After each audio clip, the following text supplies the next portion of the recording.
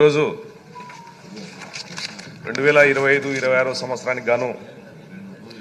బడుగు బలహీన వర్గాల అభ్యున్నతి కొరకు మన ఎన్డీఏ ప్రభుత్వం గౌరవ ముఖ్యమంత్రి శ్రీ నారా చంద్రబాబు నాయుడు గారి సారథ్యంలో అలాగే మంత్రి గారి సారథ్యంలో ఇవాళ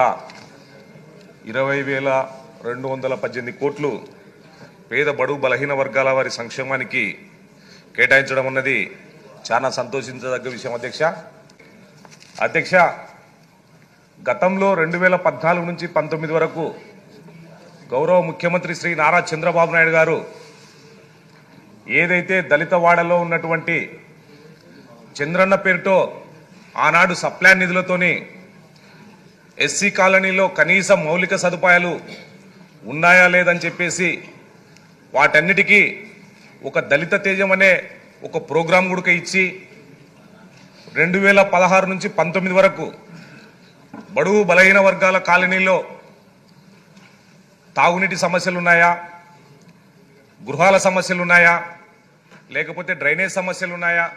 వాటన్నిటినీ పరిగణనలోకి తీసుకొని ఎస్సీ సప్లాన్ నిధులు ఖర్చు పెట్టి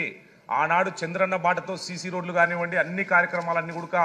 శ్రీకారం చుట్టడం జరిగింది అధ్యక్ష. అయితే 2019 నుంచి 24 వరకు ఆ సప్లాన్ నిధులు ఏ శాఖకు కేటాయించారో మరి అవి ఎక్కడికి పోయాయో కూడా తెలియనటువంటి పరిస్థితి ఉండింది అధ్యక్ష. అలాగే సంక్షేమానికి వచ్చేసేసరికి సామాజిక పెన్షన్లు కావచ్చు, వితంతు పెన్షన్లు కావచ్చు, ఇంటి నిర్మాణాల కొరకు కావచ్చు, ఆనాడు చంద్రబాబు నాయుడు గారు పెద్ద ఎత్తున డబ్బులు నిధులు ఇచ్చి అందరినీ కూడా ఆ రోజు ఆదుకోవడం జరిగిందని చెప్పేసి ఈ సందర్భంగా గుర్తు చేసుకుంటున్నాం అధ్యక్ష.